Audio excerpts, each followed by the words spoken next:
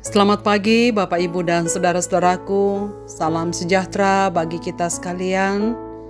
Harapan dan doa saya pagi hari ini kita sudah bangun dengan sehat, selalu ceria, oleh karena percaya bahwa Tuhan akan menyertai kita di sepanjang hari ini.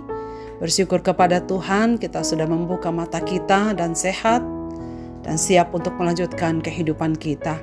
Sebelumnya saya mengajak Bapak Ibu dan saudara sekalian untuk membaca dan merenungkan firman Tuhan kita di acara Renungan Pagi edisi 18 Oktober 2023. Pagi ini bacaan kita dari Efesus pasal 1 ayat 3-8 demikian.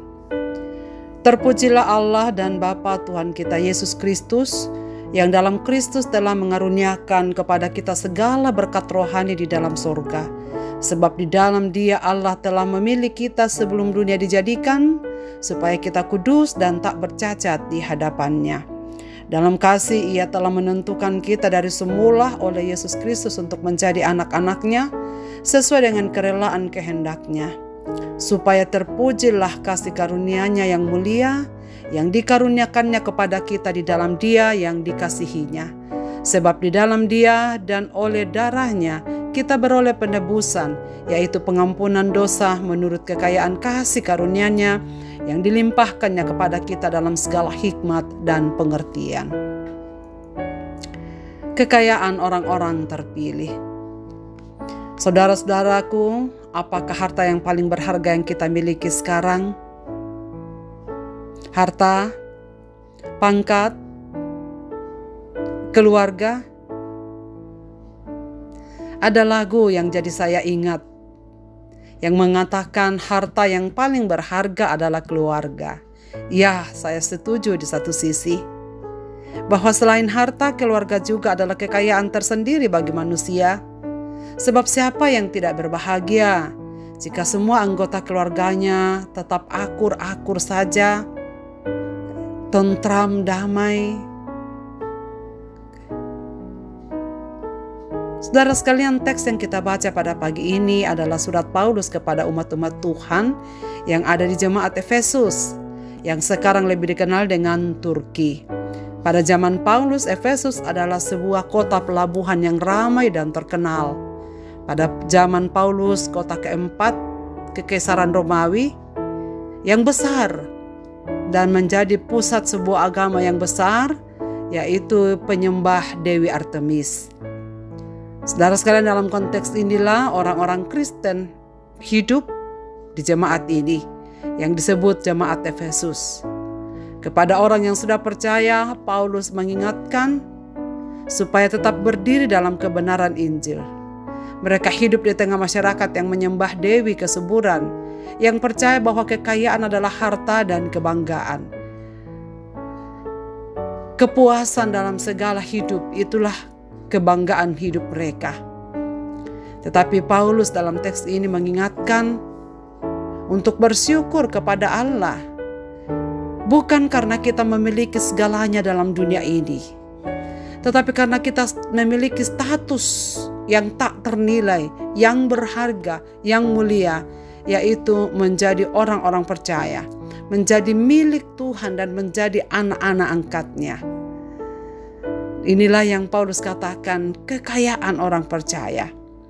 Melalui nats ini Rasul Paulus menjelaskan kekayaan di sini bukanlah kekayaan dunia yang kita peroleh dengan kerja keras atau pemberian Dewi kesuburan. Namun harta yang paling berharga yang kita miliki adalah kekayaan rohani yang kita peroleh melalui anugerah Allah di dalam Yesus Kristus. Kekayaan yang mungkin tidak menarik bagi orang lain, tetapi kekayaan ini bukanlah dalam bentuk uang tunai atau deposito di bank. Paulus menyebutnya berkat rohani di dalam surga. Dan berkat rohani itu adalah kekayaan rohani yang kita punyai. Karena Allah memilih kita sejak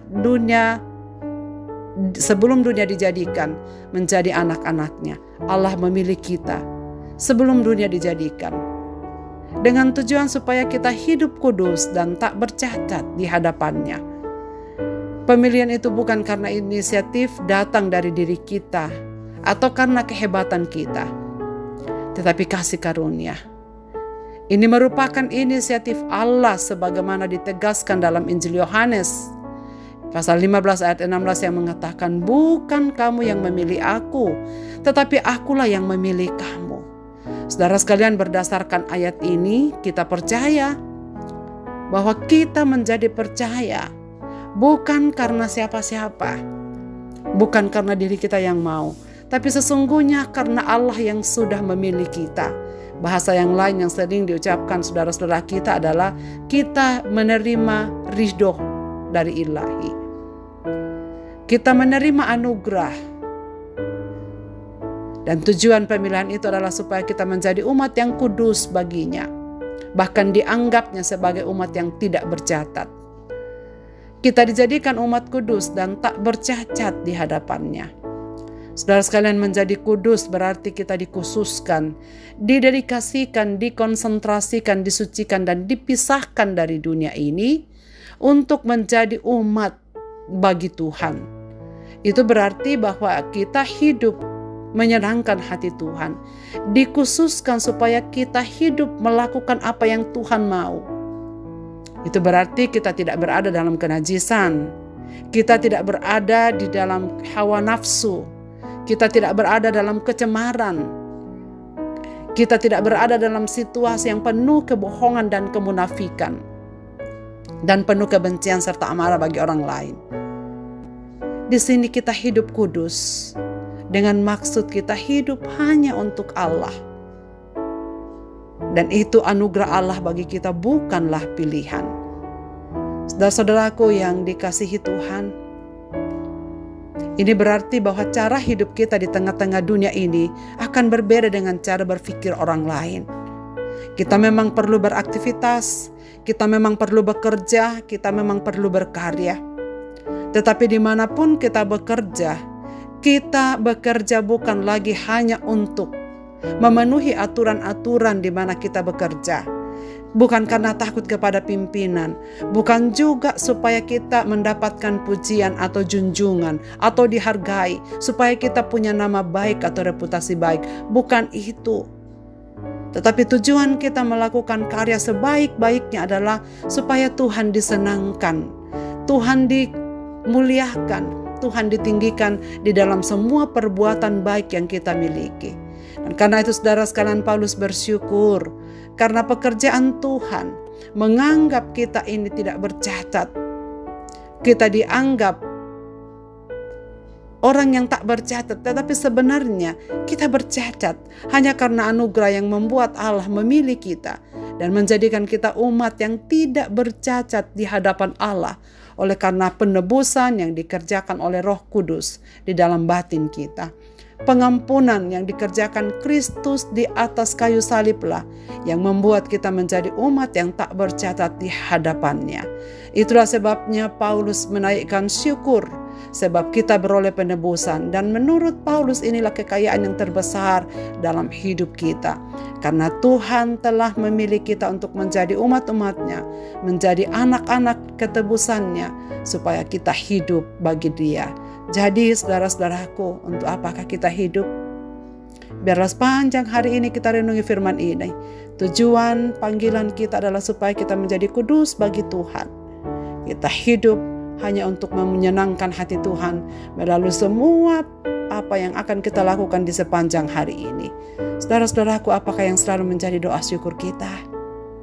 Kiranya bukan hanya kita bersyukur bangun pagi, bersyukur untuk segala materi, bersyukur untuk segala yang kita punyai, tapi teruslah belajar untuk bersyukur untuk harta yang berharga yang Tuhan sudah anugerahkan dalam hidup kita.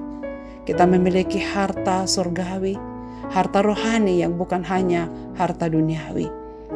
Kiranya Tuhan menolong kita saudara sekalian, supaya kita hidup hanya untuk memuliakan Dia. Mari kita berdoa. Bapa di sorga, terima kasih banyak untuk firman-Mu pada pagi ini. Seperti sabda-Mu kepada jemaat Efesus, pagi ini juga datang kepada kami, supaya kami bersyukur, kami berterima kasih, karena karya Tuhan yang sempurna bagi kami menjadikan kami umat-umat tebusan, mengangkat kami sebagai anak-anak, bahkan telah memilih kami sebelum dunia ini dijadikan.